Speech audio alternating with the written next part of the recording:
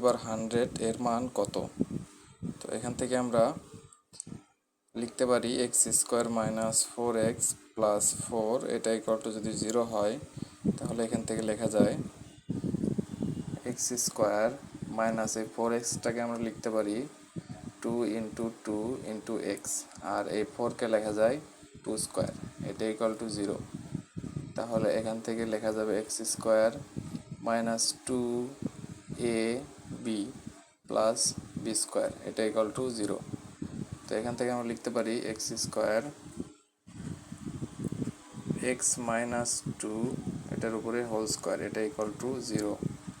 তো এখান থেকে আমরা লিখতে পারবো x minus 2 whole square equal to যদি 0 হয় তাহলে এক্স সমান সমান হবে আমাদের 2।